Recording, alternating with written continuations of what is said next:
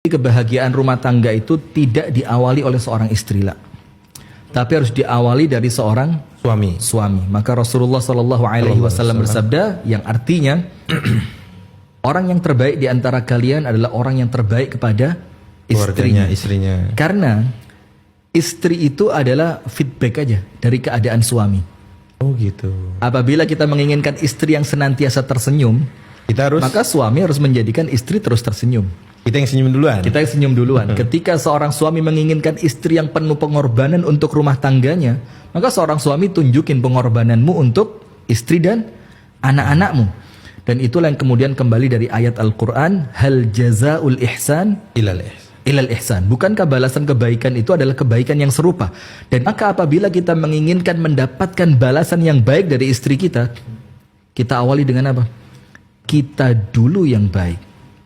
Nah, maka salah satu juga yang kita pelajari dari kitab-kitab para ulama zaman dahulu, apabila engkau ingin memperbaiki hubunganmu dengan manusia, awali memperbaiki hubunganmu dengan Allah. Nah, maka artinya ada dua sisi di sini, Ustaz. Sisi yang pertama antara kita dengan sesama manusia, istri dan anak-anak kita.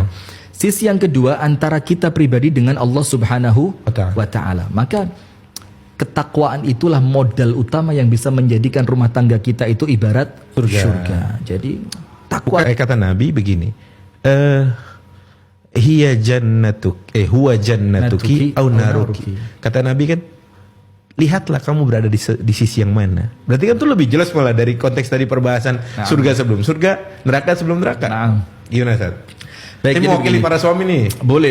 Jadi begini. Ayat Al-Qur'annya kan mengatakan begini, a'udzubillahi minasyaitonirrajim, wa min ayatihi an khalaqalakum min anfusikum azwaja litaskunu ilaiha. Fiilnya di sini, Ustaz, fiilnya suami, litaskunu. Suami ya yang yang ilaiha. Yang objeknya dikasih baru. Yang dikasih PR siapa di situ? Suami, litaskunu, supaya kamu bisa mencari ketenangan pada istrimu tersebut, sehingga istri itu objek aja. Ya, objek. Istri itu objek aja.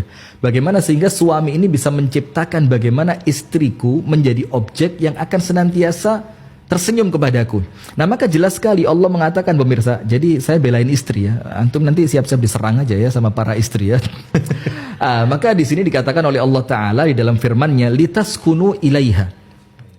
Damai, tenang. Supaya damai, tenang. Siapa di situ? Suami. Artinya suami itu adalah subjek yang dia harus bekerja bagaimana dia mendapatkan kedamaian dari istri sebagai objek. Nah, dan kemudian hadis yang antum baca tadi, para istri, ingat loh ya, suamimu ini bisa jadi dia jalan surgamu atau nerakamu, dan bisa jadi dia jalan nerakamu. Iya. Artinya ketika istri taat kepada suami, maka ketaatan itu akan mengantarkan dia masuk surga. Dan apabila seorang istri itu seperti yang antum pengen bahas tadi, nusyus, melakukan pembangkangan, maka suaminya justru menjadi jalan nerakanya. Tapi ingat, Rasulullah juga menceritakan suami mana yang harus ditaati dan suami mana yang kemudian tidak perlu ditaati. Nah, maka dari sini kullukum ra'in wa kullukum mas'ulun an ra'iyati. Seorang suami itu adalah betul-betul penanggung jawab di dalam rumahnya. Dia nahkoda. Dan nahkoda itu dia ngerti kompas. Ke arah mana, dia ngerti bagaimana badai, dia ngerti kapasitas perahunya. Maka saya punya istilah keren, Ustaz. Apa tuh, Ustaz? Boleh nggak disebut? Potong. Nanti jangan-jangan antum potong lagi. Percuma ngomong antum skip ntar ya. Tolong jadi potong ya. Mana Syekh Faldi, tolong ya. Jadi potong. Sip. Begini. Nahkoda itu, dia lihat perahunya ketika mampu ditumpangi 4 penumpang, dia naikkan 4 orang penumpang. Ketika dia tahu perahunya untuk 4 orang penumpang, dia naikkan cuma 1. Man kana lahu fadlu dhahrin faly'ud bihi 'ala man la dhahra lahu. Barang siapa punya sisa tumpangan, hendaknya dia menumpangkan orang lain pada kendaraannya, kan begitu? Antum paham maksud ana ya? Saya tahu, Ustaz. Arahnya mau kemana saya tahu. Arahnya paham. Saya tahu ini mau kemana. Ketika perahu itu memang bisa antum masukkan dalam perahu antum penumpang yang lain untuk diarahkan pada kompas surga yang sama. Kenapa surganya ngajak cuma 1 orang? Kenapa antum nggak ngajak 2 orang, 3 orang, 4 orang untuk kemudian dia berjalan ke surga bersama antum dalam satu komando di perahu antum? Tapi juga sebaliknya, Ustaz.